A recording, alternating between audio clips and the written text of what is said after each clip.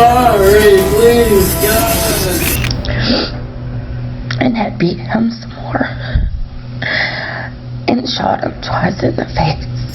Помогите! Помогите мне! Помогите мне! Помогите мне! Дайте мне руку! Blame me! Blame me! Sir, you're... Is it fun? You want to crack a smile, man? You want to crack a smile, bro?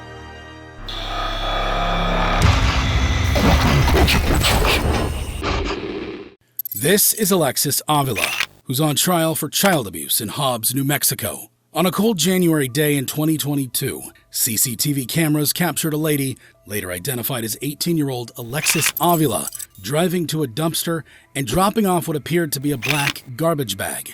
Hours later, 3 dumpster divers go through the same dumpsters, scavenging for goods. At first, they seemed confused upon finding the black garbage bag. Hearing faint cries from inside, they first suspected it to be a trapped cat. But when one of them opened the bag, it led to a shocking discovery. April Meadow, who was one of the divers, found a newborn child wrapped in a cold, wet towel, whimpering and freezing to death. Without a second thought, she cradled the baby and kissed its forehead, while the others called 911. 911, where's your emergency? We just found the baby in the trash. Is it breathing? Yes, ma'am. He still got his umbilical cord. He's whimpering. He was not crying, actually. Police soon arrived at the scene and secured the bag and the CCTV footage as evidence. The baby was rushed to a hospital. Miraculously, it survived. Avila was identified from the footage and brought in for questioning, where she admitted to her crime in great detail. Look what she does. Oh no, just tosses it. Look at that. I put it in the bag. I took it to the car. When I was in the car, I had 2 trash bags. I took one with me, which is the one that I had. And then I put it again, and then I drove around and I didn't know what to do, and I just put it in there. So where did you throw the garbage bag? In the trash. In the trash. Okay, did you lock it up, seal it up? With the hair tie. Right, did you place it there? Did you throw it there? What did you do? What do you mean? I mean, the like trash. In the trash, I just when I tossed. Avila said she put the baby amongst other trash, drove around for a while, and then threw the bag in a dump. Avila tried to justify herself by saying that she acted out in a panic. Obviously, you're 18 years of age. You know right from wrong, right? Right. Okay, so you wrap around a newborn inside a trash bag. Panic. I just turned 18. Right. It's not like I've been 18 forever. Exactly. But you know, I mean, if somebody were to wrap you inside a trash can and put a tie on it, and you're not able to move. Well, the tie was broke. Like, right. I would be able to stick my hand in there. What do you think would have happened? What do you mean? So what do you think would have happened? You never notified law enforcement. You never called for EMS. I'm still in. What do you think was going to happen? I don't know. Avila also seemed to be under the impression that she didn't do anything wrong. It's not normal behavior from any reasonable person to do what you did. What do you mean? It's not. In a panic when I just turned 18? Right. It still isn't, though. We're talking about a baby. Well, I know what you mean, but like, I get what you mean. Then, Avila made a bizarre statement, saying she was aware of her pregnancy, but didn't actually know that she was pregnant. Right. I found out I was pregnant yesterday. Okay. Because I heard it. The doctor showed me. I knew back in whenever, but I didn't know. Does that make sense? Like, I was like, oh, it's whatever. Needless to say, authorities didn't buy her story and charged Avila with attempted first-degree murder and child abuse resulting in great bodily harm. At her trial, Avila testified, saying she doesn't recall giving birth to the baby. So this time around when you went to the restroom, what happened? I delivered a baby. How did that happen? I don't remember. She also claimed to be in shock and didn't remember disposing of the infant in the trash. I was in shock. Like, how could this happen? So what did you do? I can't remember. In fact, Avila said the only thing she recollected from that day was leaving the police station. Prior to the police station and going to the hospital, you don't remember anything that happened in that space? No, ma'am. But the prosecution was having none of it. They made Avila admit to her crimes in front of the jury. You can confirm that the video that this jury saw is of you throwing your own newborn into a dumpster. Yes. The contents of this bag were used by you, as seen in the video, to throw your newborn into the dumpster. Isn't that true? That's the bag that was in the video. And that's because that was you committing this crime, isn't it? Yes. And with regards to the baby newborn that was inside that trash bag, I'm showing the witness Exhibit 6. It was this baby, wasn't it? Yes, sir. He was your baby, wasn't he? Yes, sir. And you put him in a trash bag, didn't you? What was shown today, yes. Even though Avila maintained that she came to know about her pregnancy one day before tossing the newborn in a dumpster, Stephen Astorga, Avila's ex-boyfriend and the father of the abandoned baby, revealed both Avila and he knew about the pregnancy since April 2021, 8 months prior to the incident. You swear or affirm that the testimony you're about to give will be the truth, the whole truth, and nothing but the truth under penalty of law. When did you first get the news that Miss Avila was expecting? Around April of 2021 April of 2021. And how did you receive that information? by pregnancy test. And did you observe the pregnancy test, or did someone tell you about the pregnancy test? No, I observed it. After hours of deliberation, the jury eventually came to an unsurprising verdict. We find the defendant, Alexis Nicole Avila, guilty of abuse of a child resulting in great bodily harm as charged in count 1, signed by the foreperson. We find the defendant, Alexis Nicole Avila, guilty of attempt to commit first-degree murder as charged in count 1, signed by the foreperson. At her sentencing, Avila addressed the courtroom, where she showed remorse for her actions. I regret that I had to miss out on every first milestone the baby had and that I deprived him of motherly love. I regret that his first hours of life were traumatic, and I regret that he will always have this in the back of his head. Before deciding her fate, Judge William Shoebridge made some poignant remarks. You've given yourself a life sentence of knowing what you did with your child. And you've also given your son that same life sentence. Ultimately, Alexis Avila was sentenced to 16 years in prison. As for the baby, he's now named Saul and lives a healthy life with his father's family. While a young mother panicked and made a rash decision that changed her life forever, how does it compare to intentionally crashing a car to kill someone? Like in the case of Mackenzie Sharilla, a double murder suspect in Ohio. I'm not even cool. I'm just one of those girls that can do a lot of drugs and not die. In the early hours of July 31st, 2022, surveillance cameras captured a Toyota Camry being driven around in Strongsville. Driving the car was 17-year-old Mackenzie Sharilla, with her boyfriend Dominic Russo sitting beside her and their friend Davian Flanagan in the back seat. At first, the car made a normal right turn, appearing to be moving under the speed limit. Moments later, the unthinkable happened. Accelerating at over 100 miles per hour, the car veered off the road and smashed into the side of a building. The crash took the young lives of 20-year-old Russo and 19-year-old Flanagan. Miraculously, Sharilla managed to survive with only injuries to her legs. Even though it seemed like an accident, an investigation revealed that Sharilla had purposefully accelerated moments before the crash. Subsequently, she was arrested and charged with 2 counts of murder. At her trial, a trauma surgeon who worked on Sharilla's medical report took the stand.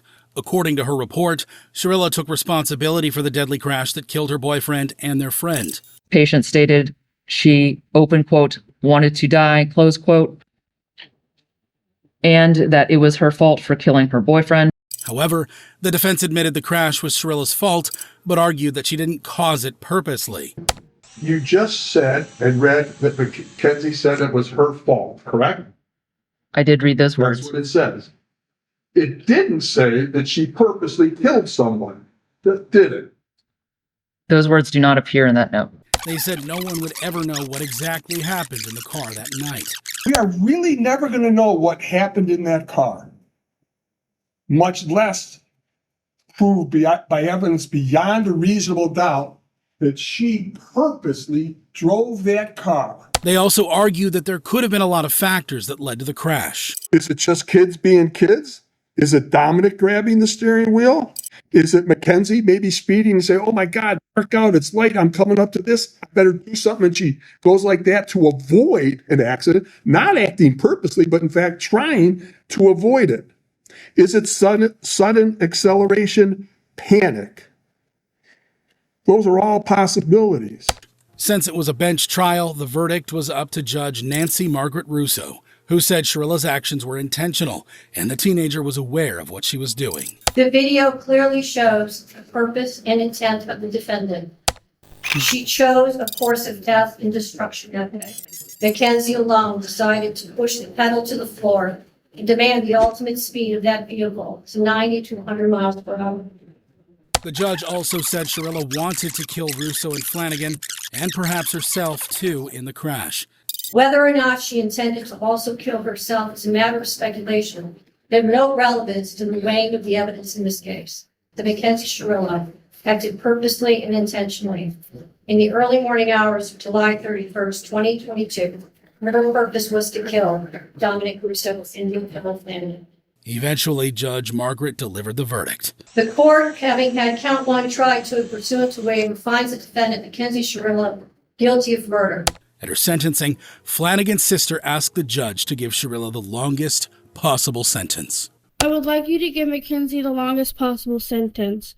I've known her for about 3 years, and as she's always taken the easy way out. She will be eligible for parole, while my brother will be gone forever.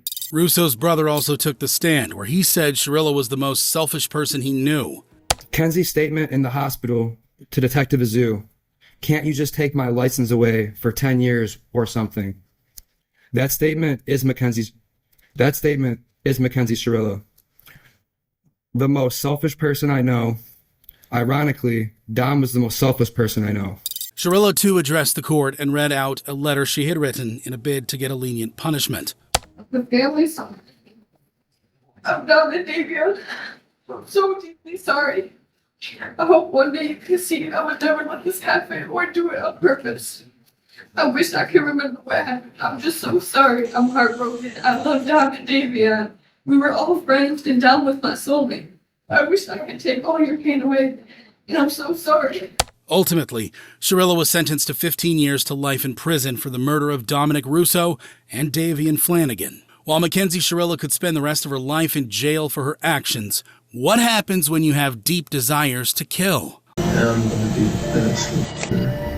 Like in the case of Ethan Crumbley, a mass shooting suspect facing multiple murder charges in Michigan. On November 30th, 2021, 15-year-old Ethan opened fire at his Oxford high school, fatally injuring several students and teachers.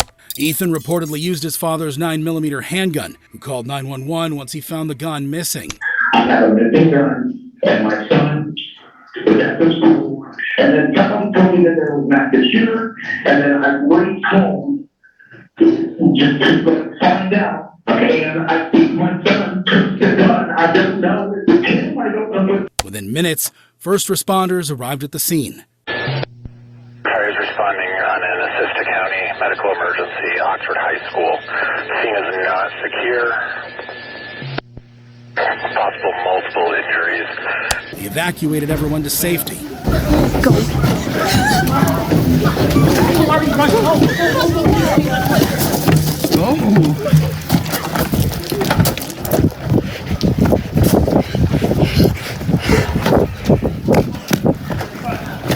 Slow down, you're fine.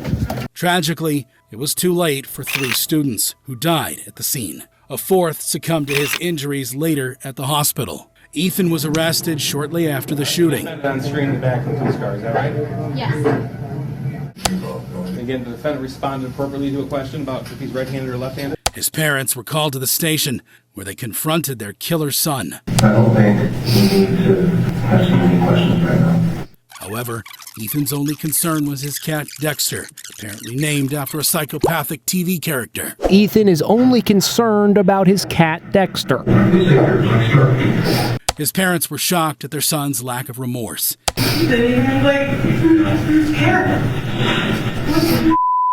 Ethan was charged with first-degree murder and terrorism. At his trial, the prosecution laid out the seriousness of the case. The hearing today is the most important legal proceeding in the lives of nearly everyone in this courtroom. It is incredibly important for the defendant. His life is at stake. But everyone else is here in this courtroom today because this defendant made the decision to kill 4 other people and to take their lives instead of his own. Ethan's journal and chilling text messages containing a list of things he needed for the shooting, including pistol mags, a mask, and a knife, were presented as evidence. And then throughout this page, does the defendant write a list of items it appears that he plans to take on November the 30th? Ethan had written his desires for the shooting in graphic detail. I'm going to rain fucking fire down on this school. I will cause the biggest school shooting in Michigan's history. I will kill everyone I fucking see. The first victim has to be a pretty girl with a future so she can suffer just like me. Ethan also mentioned that he wanted his victims' parents to suffer. I just saw a group of girls sitting down in the hallway. If I had my pistol on me, then I would have not hesitated to blow both of their brains out. I would just hope their parents will feel with sadness and distraught. When I shoot up the school, I hope that every parent of kids I gratefully murder will be so sad that they kill themselves. I want all of America to see the darkness in me. I want to impact the world with this. I'm going to record the shooting so when they show the video in court, everyone can see their children and friends dying. I want for the parents to see their kids burn to ash and bawl their eyes out. I'm going to spend the rest of my life in prison, rotting like a tomato. There were also mentions of a failed kidnapping and murder plan of a girl next door. I started making a plan. It was a plan to kidnap, rape, and kill her. I talked to find out where she lives and found out she lives a 5-minute walk away from me. I made this plan to break in the BR bedroom at night and kidnap her with an industrial-sized garbage bag. I would then take her to my basement where I would torture and rape until I slit her throat alive. I was so close to executing the plan, but fortunately, my friend, redacted, stopped me very calmly. A week before the shooting, Ethan did a bunch of Google searches about prison sentences in Michigan. He Google searched, what is the worst prison sentence you can get in Michigan? He wrote, what is a life sentence for a 15-year-old? One day before the incident, he recorded his thoughts and plans for the shooting. The name is Ethan Brumley, aged 15. I'm going to be in school. And I will walk behind someone and I will shoot a bullet in their skull. And I'm going to open fire on everyone in that hallway. The hallways are too jam-packed. And I will find people hiding. I'm going to teach them a lesson of how they're wrong, how they're being brainwashed. Ethan went on to say how he couldn't get the idea of killing people out of his mind. I thought about this a lot. I can't stop thinking about it. Like, it's constantly in my head. Every conversation I have with someone, no matter what, I'm thinking about it and I can't get it out. His school principal took to the stand where she recounted how she desperately tried to save one of the victims. I could feel the entrance wound in the back of his head. I could see that the bullet had exited through his eye. When I put my hand down on the ground, I put my hand in what would have been his eyeballs. And check his vitals as best as I could. Ethan initially pleaded not guilty on the grounds of insanity since he had several chaotic meltdowns in custody.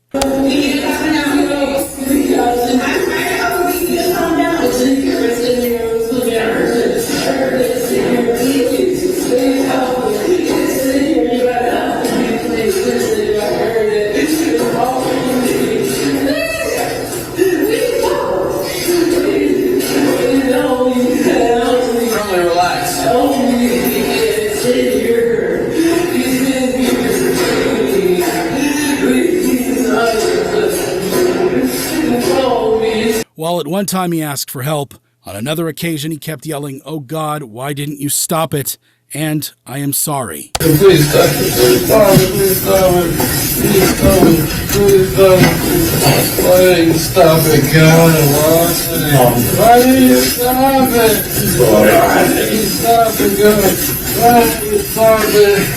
Why didn't you stop it? You let it happen. Why? I'm sorry. I'm sorry. Please, God. I'm sorry.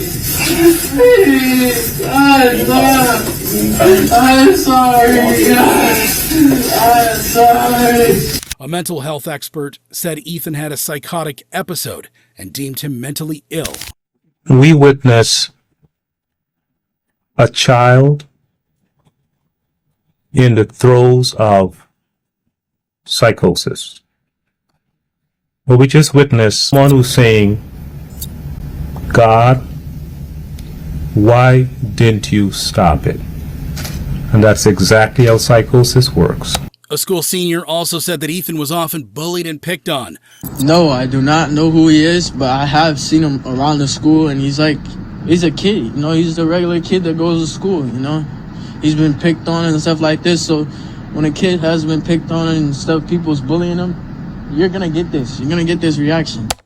However, Ethan later confessed and pleaded guilty to all charges. November the 30th, 2021, caused the deaths of Madison Baldwin, Tamir, Hannah St. Juliana, and Justin Schilling. Yes. At his sentencing, family members of the victims addressed the killer of their loved ones. As I don't wish death upon you, that would be too easy. I hope the thoughts consume you and they replay over and over in your head. The thoughts won't stop. I'm sure you heard that paraphrase before. I hope the screams keep you up at night and they cause real hallucinations. While the mother of one victim wished for a worse punishment than death, the father of another asked the judge to sentence him to life. I feel strongly that the individual should never be allowed to walk among his peers again. And this is why I'm going to ask you to lock this son of a bitch up for the rest of his pathetic life. His blatant lack of human decency and disturbing thoughts on life in general do not in any way warrant a second chance. My son doesn't get a second chance, and neither should he. A remorseful Ethan spoke to the victims' families and apologized for the pain he caused them. My actions were because of what I chose to do. Did not stop myself, but I am the one who led to why we are here today. So I really am sorry. I really am sorry for what I've done, for what I've taken of them. I cannot give it back, but I can try my best in the future to help other people, and that is what I will do. Ultimately, it was time to learn his fate. Homicide, first degree, premeditated murder, juvenile defendant. Sentence of the court is that the defendant shall serve. Ethan Crumbley was sentenced to life in prison without the possibility of parole, plus an additional 24 years.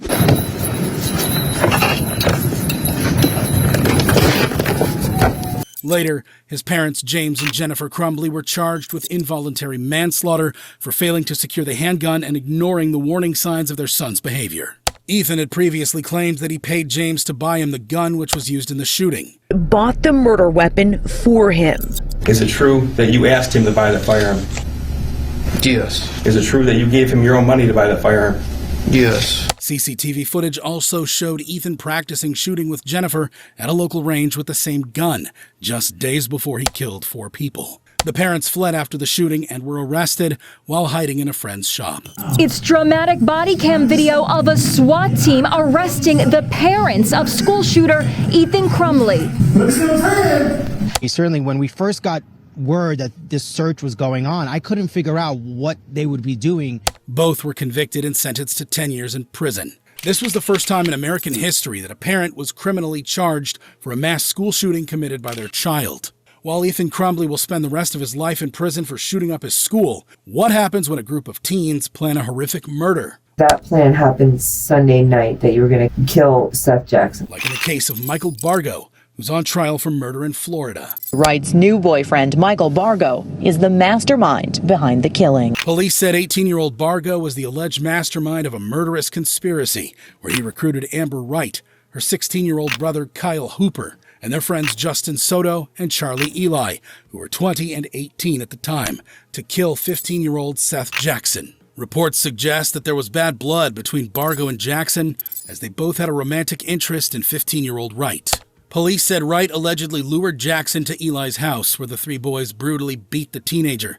while the girls kept watch. Seth Jackson was lured into this Summerfield home where he was beaten, shot, tied up in a sleeping bag, and burned in a fire pit outside the home. His ashes were dumped. Bargo then shot Jackson multiple times before burning his body in a fire pit. Jackson's remains were then dumped in a limestone quarry nearby. As Jackson's disappearance hit the news, Hooper crumbled and confessed everything to his mother, who called the authorities.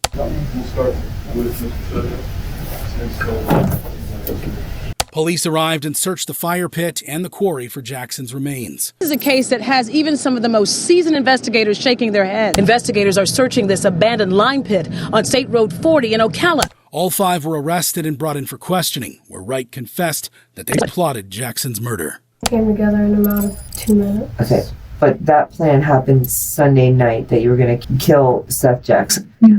Hooper went into more detail explaining what exactly happened that day. Hit him over the head with a stick. Who'd you hit? Seth. Okay. And he was in the chair, and I got in the kitchen. I said, now, house. And then all of a sudden I hear, bam, bam, bam. Mike sitting there laying bullets into him.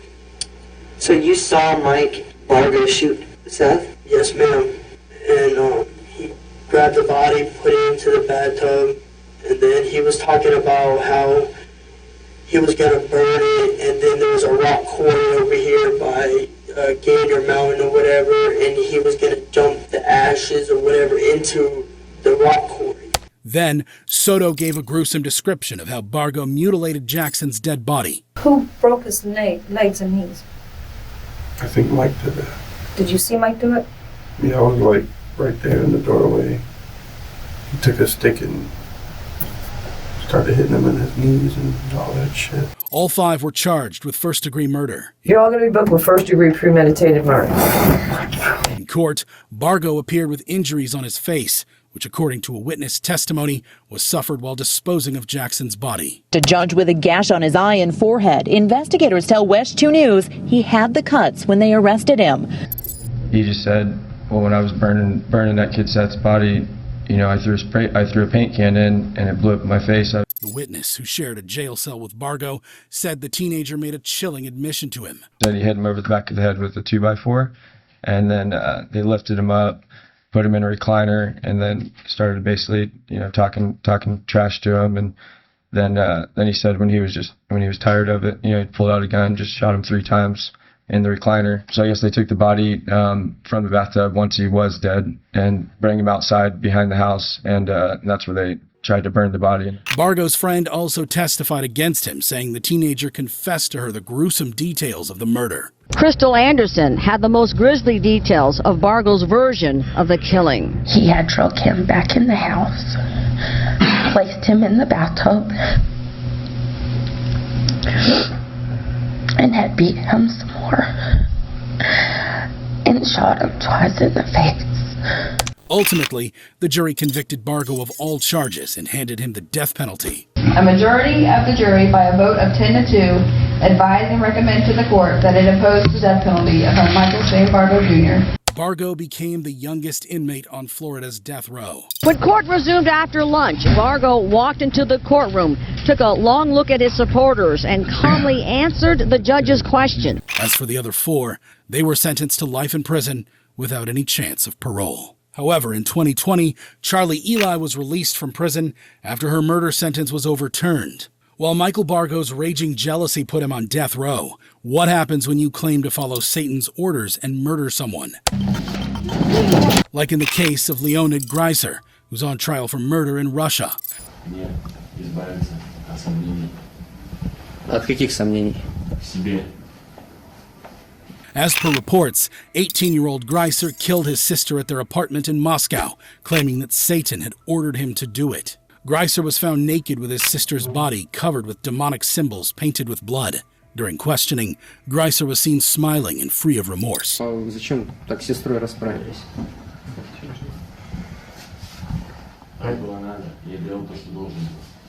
Greiser asserted that he had to kill his sister to get rid of the doubts he had in himself. Ну а что должен? Зарезать ее, убить? Нет, избавиться от сомнений. От каких сомнений? В себе. Police also found drugs in his apartment, which might have been a contributing factor, but Greiser said he was aware of what he was doing. А зачем вы так с ней расправились? Потому что я должен. Себе должен. Я должен так себе. Я осознанно это сделал. In court, Greiser was put behind a glass cage to prevent him from escaping.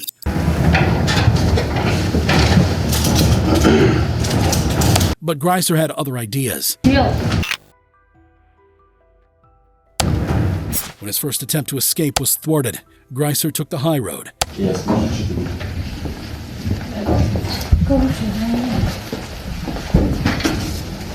He somehow managed to squeeze through the roof of the cage and tried to escape through the false ceiling of the courtroom.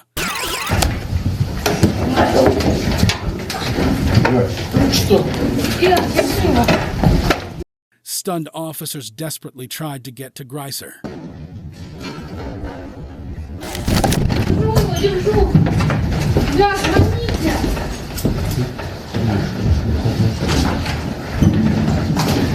One of them managed to pull his pants down, but struggled to hold him down.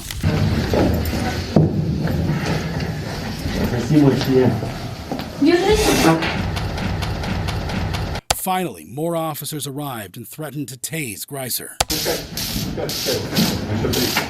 Помогите! Помогите мне! Помогите мне! Помогите мне! Дайте мне руку!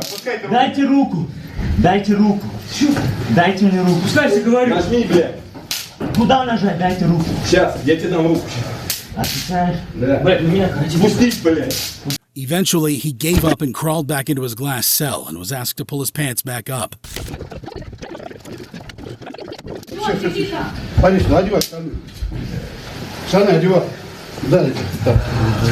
When the dust settled, Greiser was handcuffed to prevent any more shenanigans. Ultimately, a judge sentenced Greiser to compulsory psychiatric medical treatment every 6 months.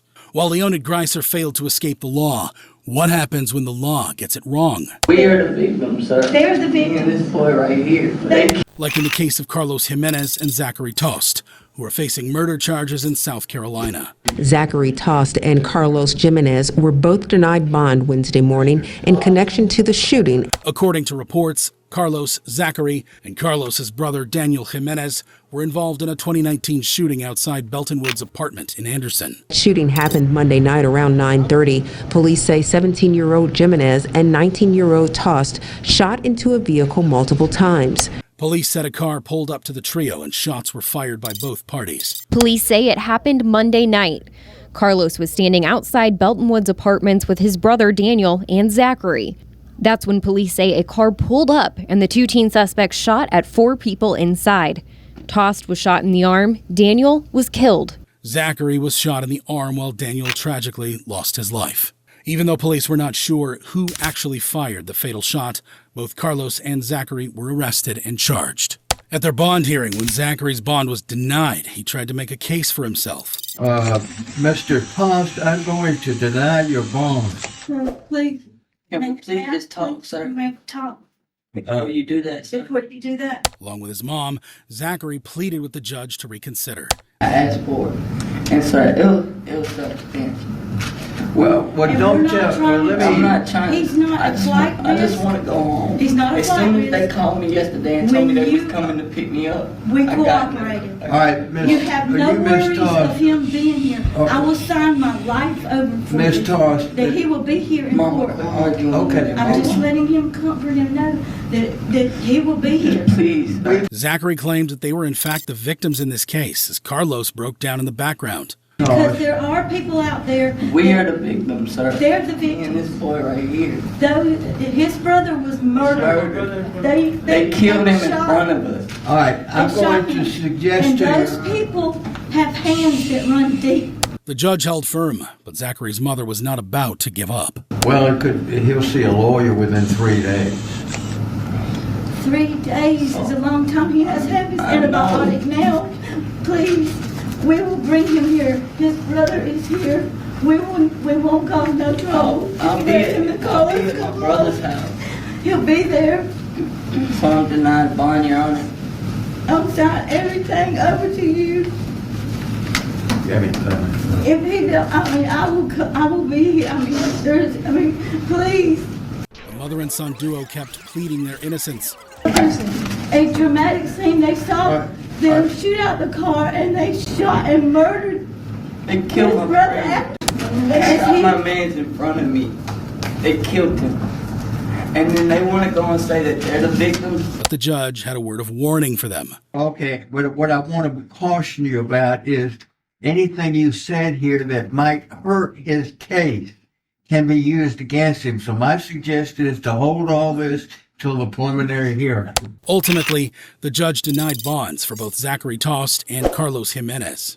While Carlos Jimenez and Zachary Tost got a tough break with the law, how does it compare to shooting an officer of the law? This morning, the officer decided to take Belton to the jail, but the teen became violent. Like in the case of Jonathan Belton, who was on trial for murder in Michigan. Silence in the packed courtroom was broken by the sound of shackles around 18-year-old Jonathan Belton's waist. Police said on December 28, 2008, Oak Park safety officer Mason Samborski pulled over Belton for a routine stop in Detroit. Upon learning that the 16-year-old did not have a driver's license, Officer Samborski was falsely led to a nearby apartment to meet Belton's mother. Prosecutors say Samborski pulled Belton over on a traffic stop, and Belton somehow convinced the officer he had to get home to see his mom at her apartment. Only his mother did not live there. It's where his girlfriend lived. Once there, Belton tried to flee and a struggle ensued, which resulted in the teenager shooting Officer Samborski in the head and killing him with his own service gun. At one point, he knew something was very wrong, and according to what the prosecutor and one witness told jurors early this morning, the officer decided to take Belton to the jail, but the teen became violent. Belton was arrested and charged with murder and other gun-related charges. At his trial, a first responder said Officer Samborski had no pulse by the time he arrived. Immediately attempted to render aid.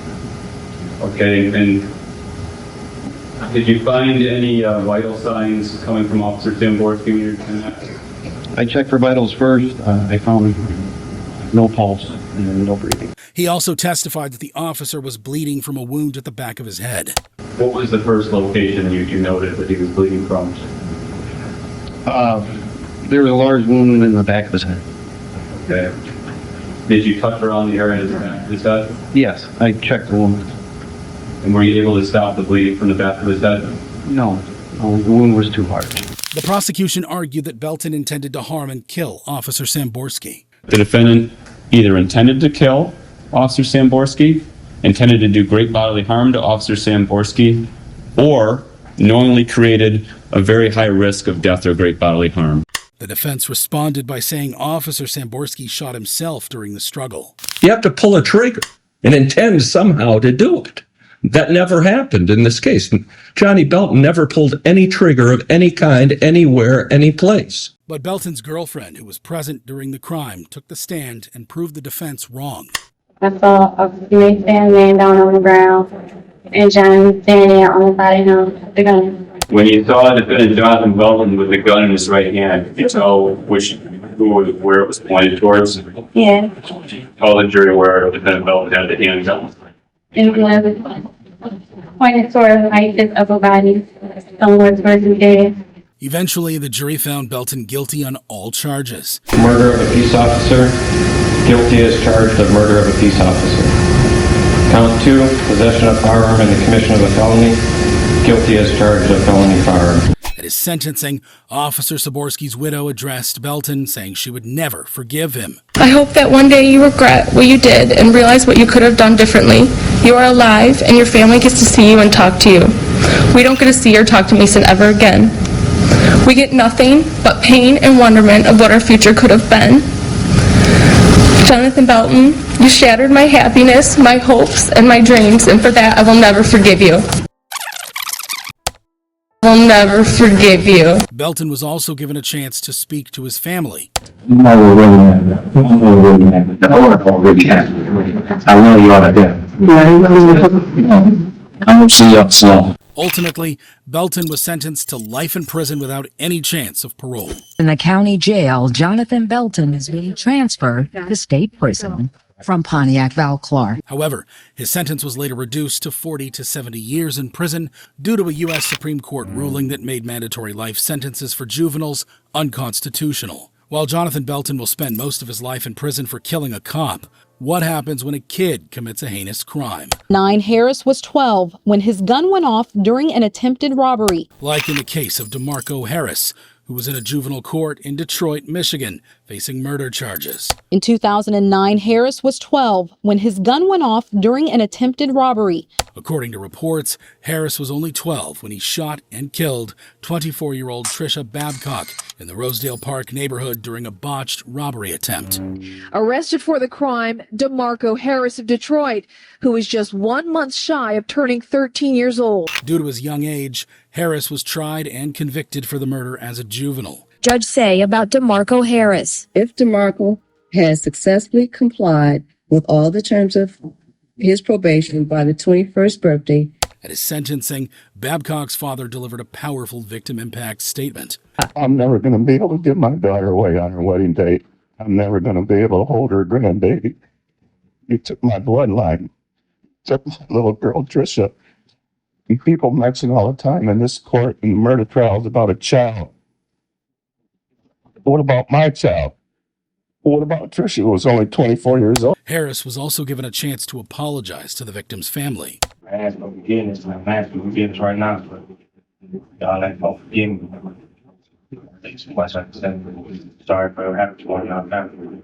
His mother also addressed the Babcock family, asking for forgiveness. If my son go to jail to 21 or for the rest of his life, I know that will never, ever heal the hurt in your heart, heal the pain. I pray that God give y'all forgiveness for my son and pray that y'all forgive me because I'm the parent. Blame me. Blame me.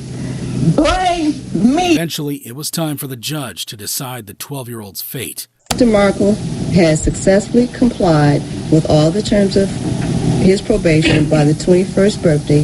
He will be released from the court's jurisdiction. Safe to say, the victim's loved ones were not at all happy with the sentence. This is a joke.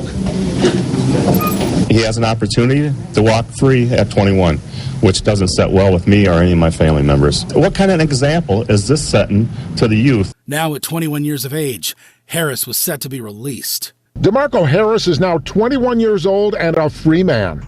He's been in custody in a juvenile facility since he was 13 for the murder of Trisha Babcock in a botched robbery back in 2009. During the hearing, Babcock's father once again made an emotional statement. My daughter deserves justice. My life will not return me to the life as I knew it. While my child lived, that life is forever gone. I miss her voice, her smile, her laughter, her joy.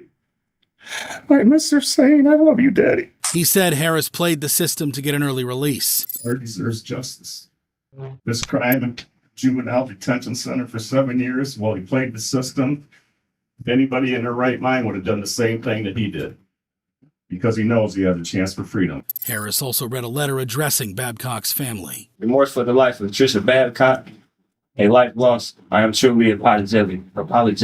I feel that I am a prime example of what rehabilitation looks like and absolutely deserve a second chance in society. Since that day, I have grown mentally, physically, and spiritually. Since Harris had fulfilled all the conditions of his previous sentencing, the judge reluctantly released him. The judge took the recommendations of several therapists before ruling to release him, seemingly reluctantly. I know I've been told that once he reaches 21, he's supposed to be cut loose.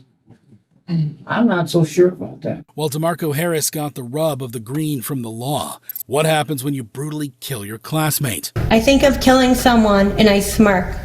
Like in the case of Matthew Borges, who's facing murder charges in Lawrence, Massachusetts. 15-year-old Matthew Borges of Lawrence, charged with murdering his school friend. Say when he was just 15 years old, Matthew Borges. According to reports, 15-year-old Borges brutally stabbed and decapitated his high school classmate Lee Manuel Viloria Paulino in November 2016. The voice of then 15-year-old Matthew Borges. Police recovered the mutilated body of the 16-year-old along the banks of the Merrimack River. Just over a week ago, his body was found along the banks of the Merrimack River. Police have accused a 15-year-old classmate, saying he stabbed the boy and then cut off his head. It is just a gruesome crime that has troubled this community, and people are coming tonight to try to comfort his family. Surveillance footage revealed that Lee was last seen alive with Borges. November 2016 in Lawrence.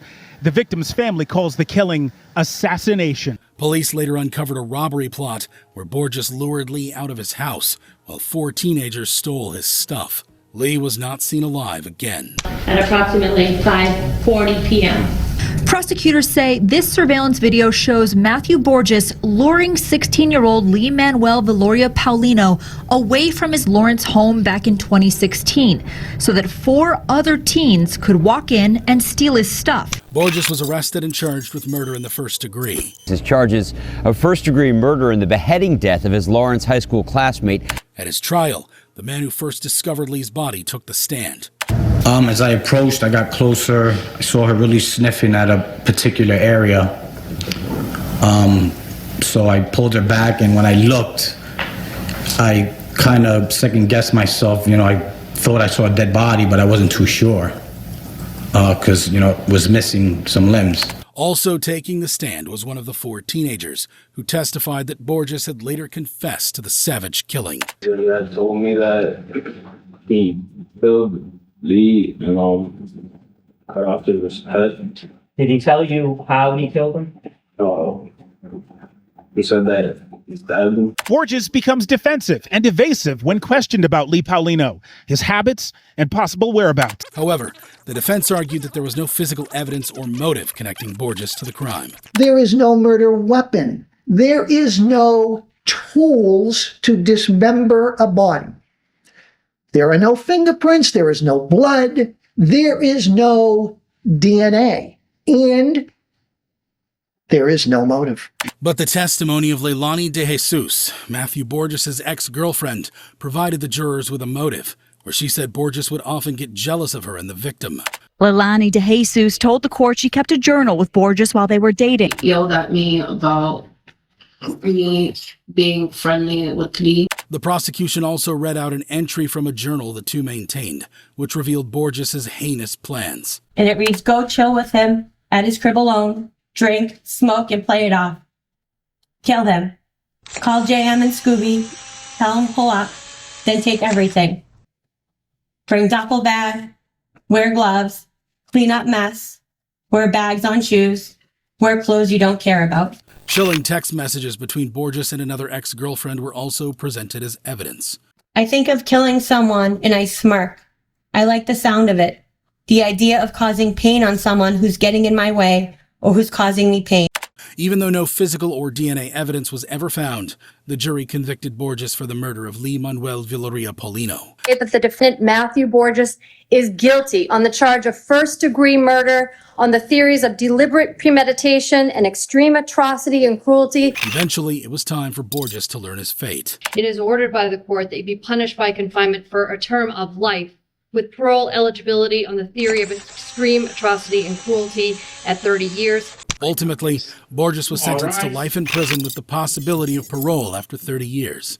While Matthew Borges may never taste freedom again for his heinous acts, how does it compare to brutally murdering your teacher? The defendant violently raped Colleen Ritzer. He viciously, brutally, and senselessly attacked Colleen. Like in the case of Philip Chisholm, who's on trial for a grisly murder in Massachusetts.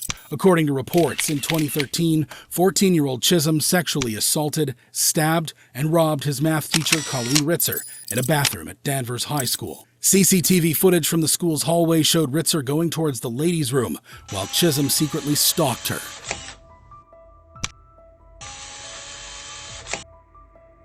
He then followed her inside the bathroom while putting on gloves in the process.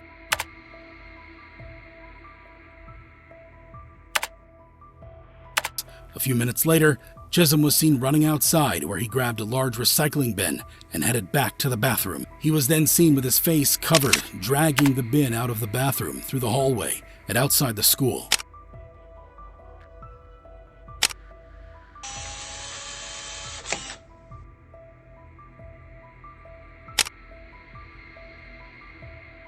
Police said Chisholm stole Ritzer's purse, keys, and credit cards. Hours later, he even bought a movie ticket with one of the stolen credit cards.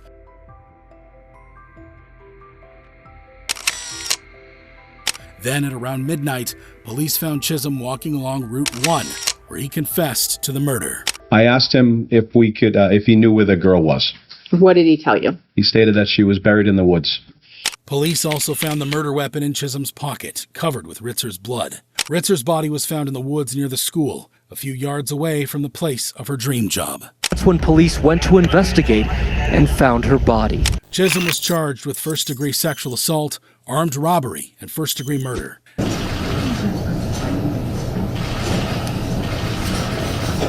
At his trial, investigators took the stand, revealing Chisholm's confession while in custody. So he said he karate chopped her neck, which rendered her unconscious. He talked about putting his hand on her mouth, and then he talked about dragging that box cutter across her neck without it causing any injury. And then he said the second time, the meridian point. Chisholm even told police where to find Ritzer's body. We had asked him to kind of draw us a map of the area so that we could kind of pinpoint where she would be. If that wasn't enough, even Chisholm's defense admitted that he was a murderer. Philip Chisholm killed Colleen Ritzer. Philip Chisholm killed Colleen Ritzer. But offered the explanation that Chisholm was severely mentally ill. He had been suffering from a psychotic disorder since the age of 10. The prosecution argued that Ritzer's murder was premeditated, as Chisholm went to school that day well prepared. A blue sweatshirt with a hood, gloves, a mask, a box cutter. Unsurprisingly, the jury convicted Chisholm on all counts. That the defendant, Philip Chisholm, is guilty of deliberate premeditation and extreme atrocity cruelty on indictment number 2013-1446, charging him with murder in the first degree. At his sentencing, Judge David Lowry detailed the violent nature of Chisholm's crime. The defendant violently raped Colleen Ritzer. He viciously, brutally, and senselessly attacked Colleen in the girls' bathroom. When the defendant was finished in the bathroom, he put Colleen Ritzer inside a recycle bin, wheeled her to the woods, and pulled up her shirt, exposing her breasts. Thereafter, he spread her legs and inserted a large tree branch inside her. Ultimately, Chisholm was sentenced to life in prison, with a chance for parole after 40 years for the murder of Colleen Ritzer. But Chisholm would be back again in 2024. Chisholm, now 25, pleaded guilty to attempted murder and kidnapping charges. He was 15 when he was charged with attacking and seriously injuring a female DYS worker back in 2014. The incident actually happened while he was in custody. Back in 2015, while awaiting trial for Colleen Ritzer's murder, Chisholm attacked and seriously injured a female juvenile detention worker. This time, he was sentenced to 17 to 20 years in state prison for the attack on the youth worker. While some would say that Philip Chisholm received a lenient sentence, the convict in our next case got away with even less time served. This is Jamiko Hayden, who's on trial for murder in Kentucky. Jamiko Hayden was arrested for the murder a year and a half later. On December 19, 2019, police said 19-year-old Christian Gwynn was gunned down while walking down a street near his home in Louisville. Police say they determined a stolen red Chevy Malibu was seen leaving the area after the shooting and that Hayden had possession of the car at that time. The killer fled the scene in a stolen car, which was later found in the possession of a man named Jamiko Hayden. Just this week, LMPD arrested 22-year-old Jamiko Hayden, charging him with murder, receiving stolen property, and possession of a handgun by a convicted felon. Hayden faced a judge Thursday morning. Hayden was arrested and charged with first-degree murder. You have a charge of murder from December 19th of 2019, so no contact with the family of Christian Gwynn. But the case never went to trial, and 2 years later, Hayden accepted a plea deal where he pled guilty to lesser charges of second-degree manslaughter, theft, and possession of a handgun by a convicted felon. At his sentencing, an emotional mother addressed her son's killer. There's no mathematical number that they can give you that can make this heartache and pain go away that you caused my family. 10 years is not enough because you're still breathing, you still get the news, you still get visitation, phone calls, and none. Just as the grieving mother was ending her statement, Hayden smirked at the family. You killed my son, Christian Gwynn. You took a son away from his father and a brother away from his siblings, and for that you will never be forgiven. This is when things got heated. Is it funny, bro? Is it funny? Sir, Is it funny? You want to crack a smile, man? Sir, You want to crack a I'm smile, gonna bro? have to ask you to leave. I wish the judge would give you forever. Don't laugh at man. I wish you would get forever. Both the victim's father and the defendant were removed from the courtroom. Say your words. After the dust settled, now it was the victim's sister whose emotions got the better of her. My brother hurt you. I hope he hurt you. I hope he hurt you. You're I hope you cry, Miss.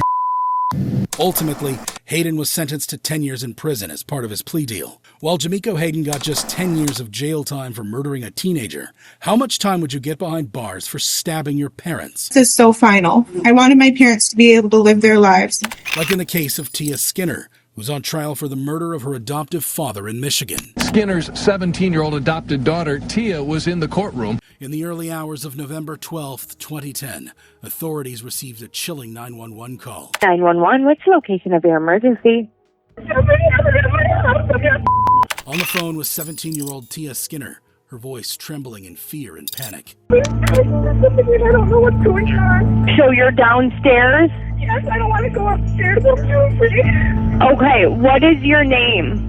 Tia Skinner. Authorities also received a 911 call from Tia's mother, Mara, who pleaded with them for help. St. Clair County 911, what's the location? 911. Listen, we're bleeding really bad. Okay. You got attacked by people. You got attacked by people, correct? Yes, please. What's your name? What's your name? Help. Help, help, help. Tia's brother, Jeff, then took over the call, saying an intruder had stabbed his parents. What's your name? My name's Jeff. Jeff. Jeff, tell me exactly what happened. Someone came in and stabbed my mom. Somebody came in and stabbed your mom? My mom and my dad, yeah. Jeff also mentioned that his father was badly hurt. My dad has lacerations to his abdominal. To me, okay, we're getting help en route to you. He's been stabbed in the chest. Paul Skinner, who suffered multiple stab wounds to his chest and abdomen, died shortly after. Police arrived and rushed Mara to the hospital, where she received multiple knife wounds all over her body. Investigations revealed that two intruders wearing masks climbed in through the bedroom window and ambushed Paul and Mara in their bed. It also led to the shocking truth that Tia's demeanor that night on the 911 call was completely fake. Police arrested and charged the three teenagers with murder and conspiracy, including Tia Skinner. Murder charges is 17-year-old Tia Skinner. The other two were 18-year-olds Jonathan Kurtz and James Preston. At their trial, the prosecution said Tia was the mastermind of the horrific attack. She designed the plan, and although she didn't climb those stairs that horrific evening and use a knife to stab two individuals 25 times, she certainly aided and abetted in that offense. They claimed the attack on the couple was in retaliation, as they did not approve of Tia and Kurtz's relationship. This was backed up by an investigator who said Tia's behavior when they arrived seemed stoic, despite the horrific attack on her parents. Her demeanor, no. Her demeanor would not give me any indications that there was anything amiss.